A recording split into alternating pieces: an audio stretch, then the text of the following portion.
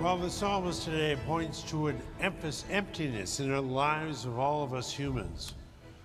Our soul waits for the Lord, who is our help and our shield, we heard.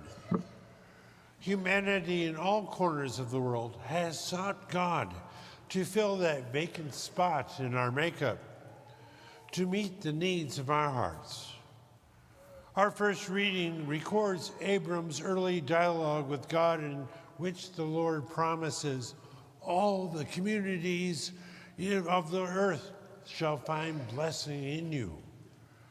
And we can see that as a type or prefiguring of Jesus' role in the world. The second person of the Trinity breaking into the world as one of us, to walk with us and lead us wayward, lost sheep to our final destination. I wonder, though, if Jesus' followers clearly saw him in those early days of their acquaintanceship as the answer that corresponded to the needs of their own hearts. Today's gospel detailing Jesus' mountaintop transfiguration called to mind for me my own first trip to real mountains almost 60 years ago. I was a high school freshman, smaller than all my peers, because I had not yet had the growth spurt that brought me to my adult height, such as it is. In fact, I was small enough that we took a bus, and I spent part of the time sleeping in the overhead luggage rack, much to the amusement of the driver. I traveled with a church youth group that planned to join with similar other groups from the churches of my childhood Protestant denomination around the country to spend time together, growing closer to the Lord in Estes Park, Colorado. Our Greyhound meandered through the flat, featureless, boring farmlands of southern Michigan, Illinois, Iowa, Nebraska, and suddenly, or so it seemed to me, we could see mountains still miles ahead, but truly impressive. I remember the growing excitement on the bus as we traveled up and up and up to our final lofty destination. I no longer remember any details from that trip other than the mountains and the uncomfortable luggage rack. Those mountains were truly majestic, incredible, and incomparable wonders of the Lord's creation. And they awed me like nothing had done before at that point in my life. We traveled by bus. In contrast, Jesus and the 3 disciples were on foot. We stopped at fast food places or diners along the way to eat, but Jesus and his small band, what did they do? Did they rely on the hospitality of strangers, or did they carry their own food along with everything else that they would need for the trip? How long did it take to climb the mountain?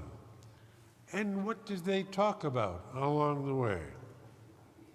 In the chapter immediately before this passage, Jesus asks his disciples, "Who do you say I am?"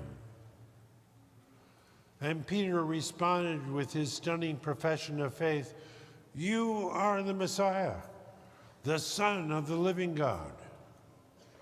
And yet, when Jesus then gave his first prediction of his suffering and death, Peter rebuked him and then heard the Lord say in return, "Get behind me, Satan." Were they still processing the highs and lows of that conversation during their climb? We can only imagine. But one thing is certain.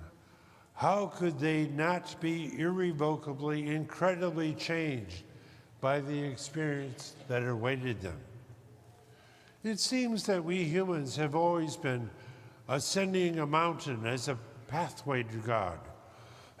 Even Jerusalem was at the highest elevation among the cities in their country, and travelers always ascended or went up to Jerusalem.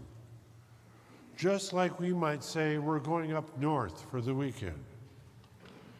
Jesus, Peter, James, and John, though, traveled even higher than Jerusalem. And then it happened. Place yourself in that scene of Jesus revealing his glorified appearance. How earth-shaking that must have been. And then the Father's voice loudly thundering, "This is my beloved Son, in whom I am well pleased." Matthew uses that same phrase earlier in chapter 3 at Jesus' baptism by John the Baptist, but with one difference. This morning we heard that the Father included, "Listen to him." Listen to him, a directive to the three of the disciples who would one day be apostles.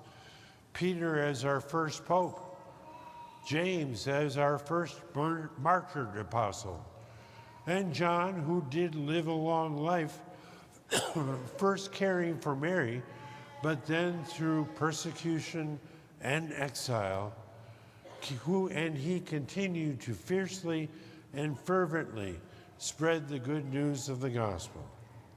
Listen to him. Even when you don't understand, Jesus is saying, or God is saying, listen to him when he predicts his seemingly inexplicable death.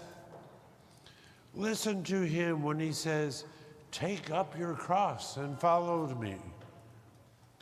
That same directive applies to us. The gospel is there for us to hear and read. God's decree is carried through the 20-plus centuries down to us.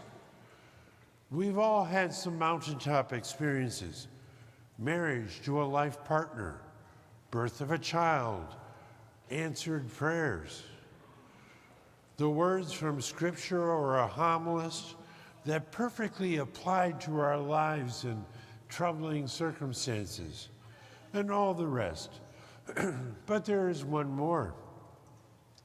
When we receive Jesus in the Eucharist, let's quiet ourselves, still our racing thoughts, attune our inner hearing sense, and listen to him.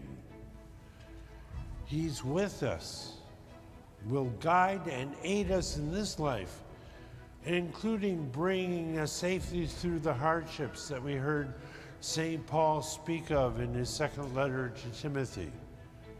Jesus will bring his faithful, that's us, to himself. Listen to him.